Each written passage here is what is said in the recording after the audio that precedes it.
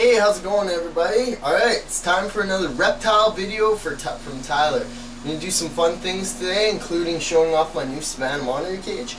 How I built it. I built them actually a hide.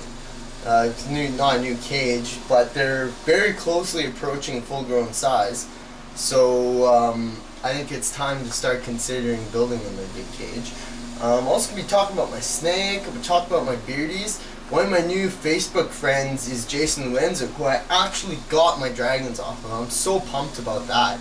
I was so happy he added me because I love my dragons. I love them so much.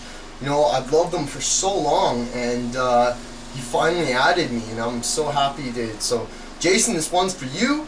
And also, I'll be talking about pretty much all my reptile cages. My collection has changed a little bit. What else I'm going to do? Oh yeah, anybody who wants some insects, I found a great alternative to pet stores. aboreal Inc., which it's close to Morinville where I live. They have wicked prices, absolutely amazing prices, plus they deliver. So I'm so pumped about that. I'm going to be getting thousands of crickets off them for cheap. So my dragons will be well fed. And I'm not sure if they sell mice. I don't think so. Because they're a aboreal company. Also, the Edmonton Reptile Expo is coming up. Not the biggest expo around. I mean, it's not like the Red Deer show, which is huge, and some of the US shows, but it's a nice little show. I've been going there for years. I'll be filming there. I'm going to be talking to my buddy Sid, who will be definitely there with his ball pythons, his rainbow boas, and just going to talk to him for a while, see if I have can find any other breeders that I know of that I can talk to. See if I display some of the animals there. It'd be really nice to film there. So that's coming up. I don't think I'll be getting any more animals. I got the salves to prepare for. As you can see, this lizard's almost about 3 feet long, so I have to start thinking about building him a custom enclosure, which is really big. And I got these guys at a reptile expo. You know, these are great freaking animals. You know, people look at me like, you know, you got a 3-foot lizard. You know, what's that about?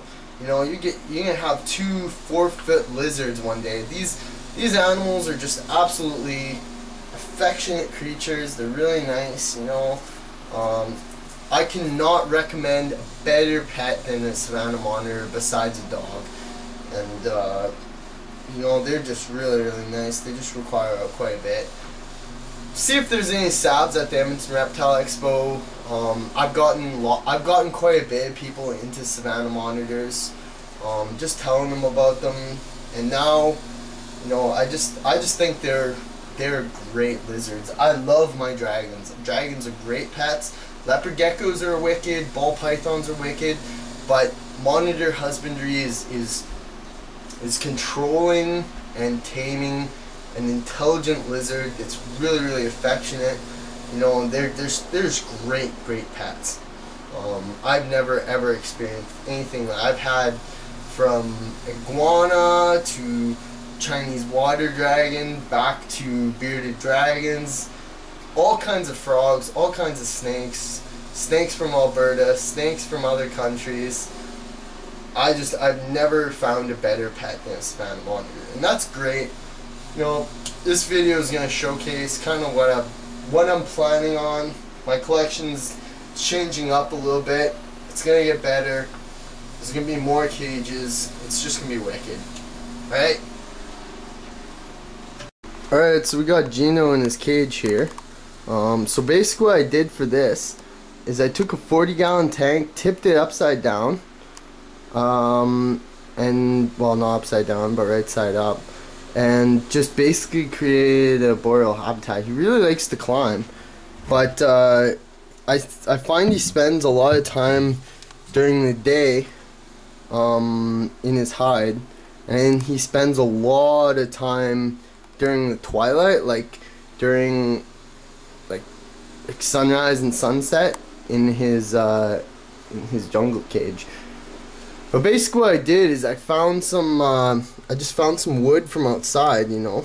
I boiled water and I made like a little like a bathtub full of absolutely boiling water, and I put that in there, so that's really nice. Because you can get all kinds of things from outside, like nice plants and nice trees and stuff, branches, rocks. Some of these rocks I got from outside and just boiled water and put it on here.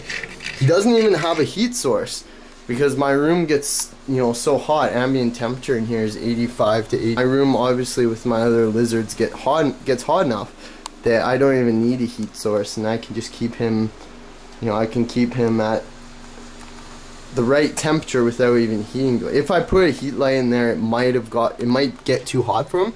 But this is like one of the most inquisitive pythons I think I've ever seen. When I get home from work, sometimes I'll come in, I'll have a look at him, and he'll actually come out of his hide and take a look at him. Oh, he didn't like that. He hissed at me. He'll have a look at me, you know, smell me, and then get going. But what I do is I put this screen mesh over here, and it just locks into place. And I built this just to keep the substrate in, so it's not all messing, because obviously with the mesh it will come out. Yeah, he's got water. You know, his temperature is 81. You know, the coastal is like at 80 to 85. Some really hot days when I don't have my window open, it'll get 85, 90 in here. So yeah, he really likes that. So this is my dragon cage. Hasn't changed much over the years. Just basically what you see here. My heat setup's changed a little bit. When we're coming into winter and when it gets cooler, so I added in a heat light. But during summertime, I just had the one light on, the one halogen spotlight. But I'm deciding to keep another light on to increase the temperature and make it better over winter for them. Yeah, just everything pretty much like that. The ambient. So this is my African bullfrog cage. I changed him up to a 15-gallon tank, and as you can see, he's still pretty small for that, but one day he's gonna actually grow out of this tank, believe it or not, for a frog. Yeah, and he spends a lot of time chilling, and what I create is I create mud holes for him just by pouring water in a specific spot, and he goes and he chills in those little holes. Because in the wild they spend a lot of time in, like, on banks and just sitting in muddy holes, and he spends about 50% of his time on land and 50% of his time in water, and he switches back and forth between that, and his water gets really... Oh, the savannah monitors, my pride and joy, my boy and girl savannah monitor. So yeah, basically I changed the cage up a lot.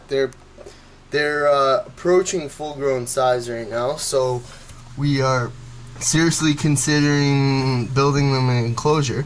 But to aid in this, to aid in the fact that they're really closely outgrowing the cage, what I did is I built them a really sophisticated hide I got off Pro Exotics and how they build their monitor enclosures. And yeah, like, basically what it states is that like monitor lizards, well, savannah monitors in particular, white throat, black throat monitors, are thigmotrophic, which means they actually prefer, you know, enclosed, dark, tight spaces rather than, you know, that's why you give them a hide. All animals you provide a hide, they like being in a tight, dark space, and they spend, I'd say they spend about 80% of their day in this hide. And it's just basking spot up here, which reaches 150 degrees Celsius. Yeah, 145 to 150 degrees Celsius. Right here is about 100 degrees. And over here is 85 to 75 degrees Fahrenheit. It gets pretty cool over there because of the temperature range. Like from here on, it's about 100 degrees all the time, and up top there, which I've seen them basking sometimes, gets really hot. But yeah, basically what I did for this cage is it was really simple to build. You know, I used I used a reptile safe wood, and then I built that extra level up.